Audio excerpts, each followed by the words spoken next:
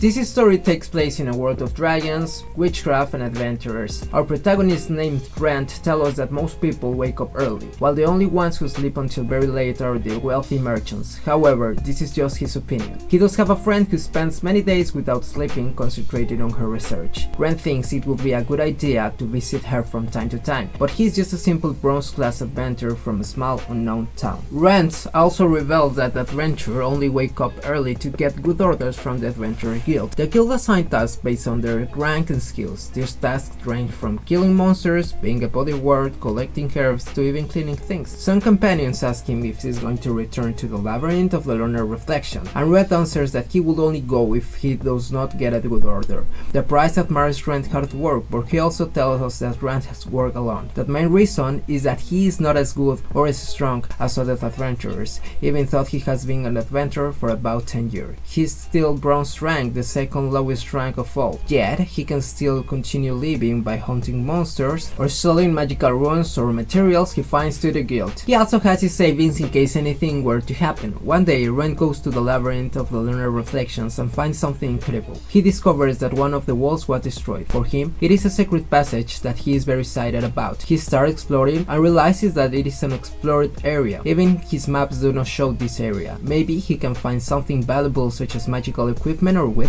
or maybe he can find a great fortune just by informing to the Adventurers Guild. As he continues advancing deeper, he realizes that he'd made a mistake. He ended up facing a dragon, which is the most powerful monster of all. According to the Book of Legends, dragons take different forms, and Ren had never seen one in person. The mere presence of the dragon makes him know that it is a dragon, and the pressure of his power leaves him paralyzed. He has no doubt that it is a dragon, and he is eaten by the powerful monster. Inside the dragon's stomach, he realizes that he can do anything. After a while, he wakes up and sees his skeleton in the water, thinking he is an immortal monster, but remembering the card phrase, "I think, therefore I exist." He understands now that he has become an undead. He knows that if people found out about his condition, they will try to purify him with magic. As the undead go against the divine will, he decides to stay away from his town, as he fears the church will kill him, destroyed, indeed, since he is already dead. Denial and panic set in, not knowing what to do, but he remembers that a true adventurer should always stay calm. He gets up and decides that the dragon has left, so he decides to left too. On his way, he wonders about the new moon labyrinth and if his companions are having a good time. That's a place to make money now. He thinks he might visit them soon, but he needs to figure out how to talk as he cannot speak. Suddenly, he finds another undead, an unarmed skeleton. He gets to understand that his only way out is to fight, but he can't even ride his sword without falling to the weight. Fortunately, his opponent doesn't seem to be very smart, and he trips on only by walking. His opponent's leg is now disassembled and struggles to put back together. On his way, he wonders about the new moon labyrinth and if his companions are having a good time. That's a place to make money now. He thinks he might visit them soon, but he needs to figure out how to talk as he cannot speak yet. Suddenly, he finds another undead, an unarmed skeleton. He gets to understand that his only way out is to fight, but he can't even raise his sword without falling to the weight. Fortunately, he discovers that he is able to still using magic reinforcement to gain vitality and strength, so he is now able to stand to the other undead, and his opponent doesn't seem to be very smart, as he falls and trips on only by walking. His opponent's leg is now disassembled and struggling to put it back together and resemble his leg again. The protagonist loaded a little upon seeing his enemy, realizing that since he was just pure bone, he wouldn't be able to use his sword or any good technique. However, he remembered that living beings draw their strength from vital energy, which is how he uses his spiritual energy. Even though he and his rival were the same species and had the same strength, the protagonist still had the equipment, namely his sword. So he used his spiritual energy to enhance his physics and attack, and defeated this enemy with one swift move. Just to be sure, he finished him off with a second attack. As he saw his enemy eliminated, he thought he was regenerating, but in reality, his body was absorbing all those particles and energy of the fallen one, recovering the energy he had spent earlier. Our hero recalled a conversation with his friends about the monsters are a mysterious being that evolve into extraordinary creatures over time and experience. His friends explains that humans also grow in a very similar way through training, but emphasize that monsters are on a different level. As an example, she mentions that skeletons typically remain as skeletons, but on certain occasions they can turn into ghosts. The process is called existential evolution, which the man's friend is currently researching. The man remembers that ghosts have some flesh and are closer to human than than skeletons. He also thinks that by wearing clothes and masks he can return to the town and defeat the monsters in this maze by achieving existential evolution and becoming a god. This becomes his goal.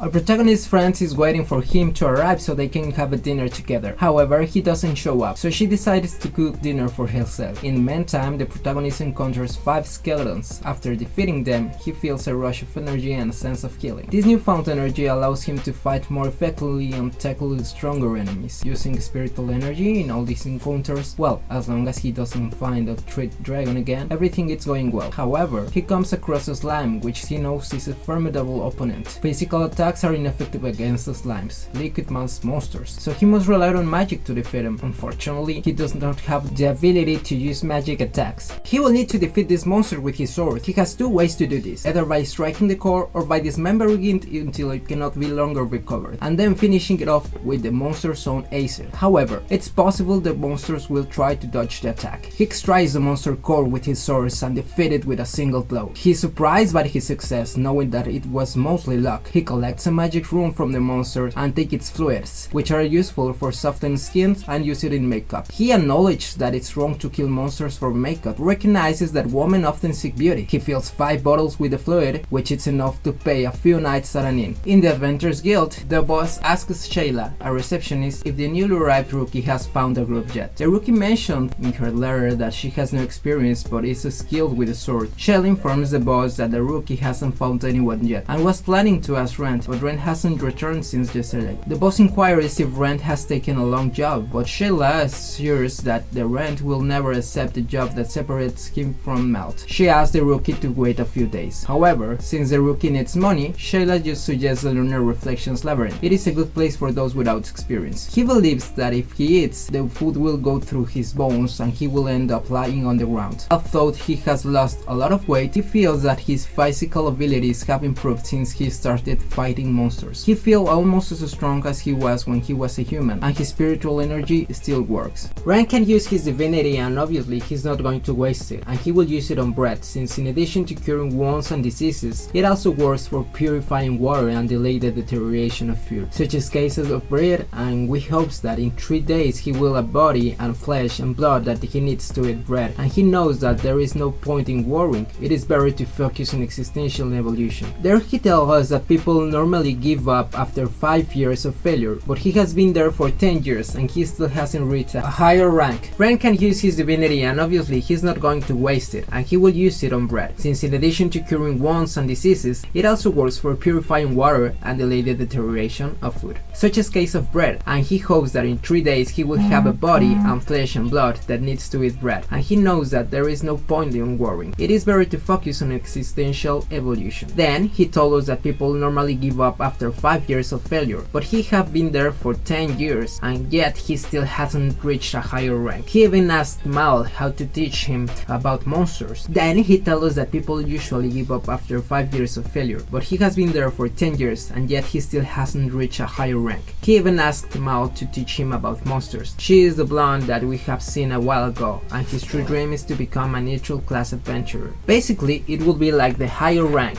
since the neutral class is above the gold and platinum class, and it is a level that not even talented people reach. Only the saviors of entire countries have reached that rank. Then we can see his past. When he was a little boy, he met a neutral class hero, and that is what he aspires to and his inspiration to become a nitrile. That's why he has dedicated his entire life in such matter. He also realizes that he is becoming stronger than his original human form, because he can use mana so easily even though he is only a skeleton. And once motivated, he goes to kill a fairly large slime. Obviously, he wastes no time and collects the resulting materials to sell them. Then, all the spiritual energy of the monster is received by Rent, which becomes a ghoul, the evolution that he was craving so long for. He knows that if he continues training very hard, soon he will perhaps become a vampire, and since he already has flesh, teeth and a tongue, he tries to speak, but it's quite difficult for him, so he knows that he will have to practice a lot. And if you guys made it to the end of this video, comment the word bone below and you will receive our heart. See you the next week with the second part. Take care, take a bath, and ciao ciao.